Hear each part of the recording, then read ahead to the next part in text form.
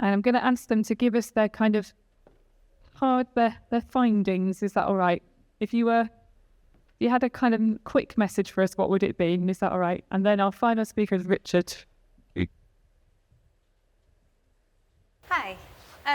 So I think I'm going to tell you about why we did it, and Ciara's going to tell you how we did it. So if we get the next slide, and then the one after that.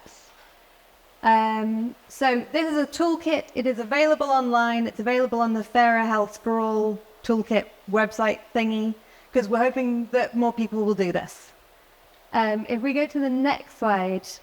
So attendance allowance, if you didn't know, is a benefit that people who are over the state pension age are eligible for if they struggle with activities for daily life.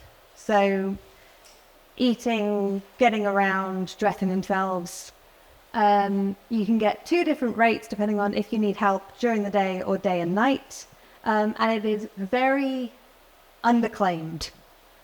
And it is also not means tested, so it's quite difficult to find this cohort of people.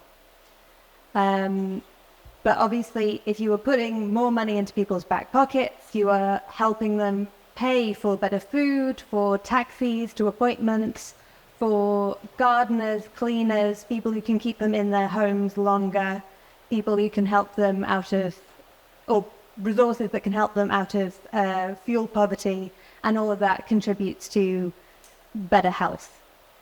And so this is why, if we go to the next slide, we partnered with Heaton Medical Practice to do this pilot. So the council, the internal welfare rights team of Stockport Council, joined up with Heaton Medical Group to try and identify this cohort and help them claim attendance allowance. So firstly, how did we do this? We had to identify our patient cohorts. So we looked for patients with any conditions that meant they likely had care and support needs. It's kind of cancer, palliative care, CVD, frailty, mobility. And these patients were then sent a letter to say, there's a lovely welfare rights team at the council who want to help you with an attendance allowance application.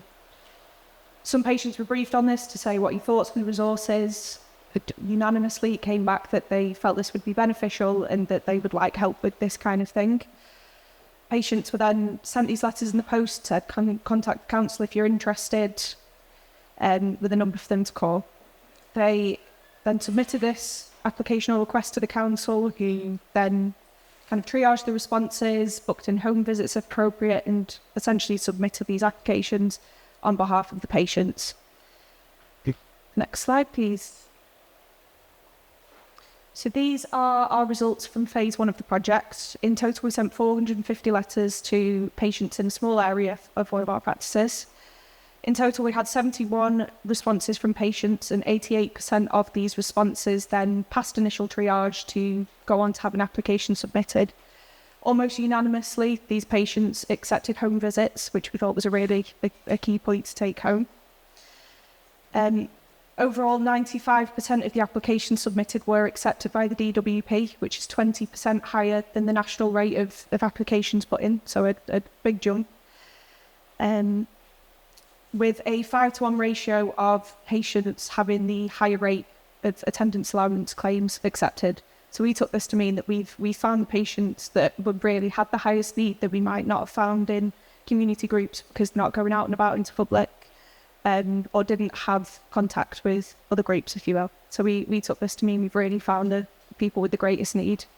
And in total, in a small area of 450 letters sent, we, in the space of a year, have acquired £200,000 for these patients in financial gains.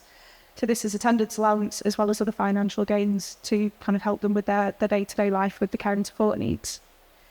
Next slide, please. So this is an example of the letter that we sent to the patients. This, alongside the EMIS report that we used, is available on the Fairer Health for All site if you're interested. Next slide. So here are some case studies. I think we can skip through these, but I think what we definitely heard back from these patients is these are patients who maybe weren't paying attention to how much their needs had grown, and they weren't the kinds of people who were going to pick up the phone, who were going to come forward and say, oh, actually, I could do with some more help. And if we keep going, so I suppose the main takeaways, the main things that I, coming from like the anti-poverty council side of things, want to raise is that GPs are amazing at this stuff, and we have expanded this pilot. We're into phase 2. It's been happening at other GP practices in Stockport. Bolton are doing a similar uptake campaign based on this kind of work. And it's been really valuable. It's really valuable for the patients. We're looking at expanding this to look at DLA, so sending out letters, but with a focus on cohorts that might be eligible for disability living allowance. So that's children with higher needs. And there are GP practices that, again, are following this kind of model, but they're doing it for patients with COPD, and they are prescribing them a green doctor to come and check out the energy efficiency of their home.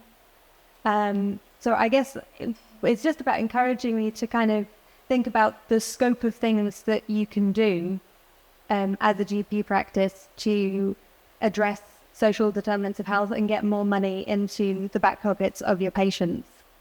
And I think Ciara can attest that it's not that onerous for the GPs. That's it. Yeah, so as it said on one of the slides earlier, for every £1 that was spent of council money on this, every patient had £74 kind of in benefit given to them. Something we've incorporated into phase 2 of the project is having kind of that data sharing agreement and patient consent to do a little bit of retrospective research to say, we've spent X amount on this project, how much has that impacted health services? So reduced appointments, reduced A&E attendances and emergency presentations. So we're looking at how much this not only benefits the patient directly, but the health service as a whole. But yeah, and all I can say, I appreciate you guys will be sat there saying that sounds like a lot of admin work and it's maybe not changing much for us now. We're hoping to have those figures for you. And the anecdotal evidence we've had from the patients back, I had patients calling up asking if they could have a letter for a friend or a neighbour because they thought it was a really valuable project and could see it being beneficial for somebody else. So thank you. Thank you. Thanks.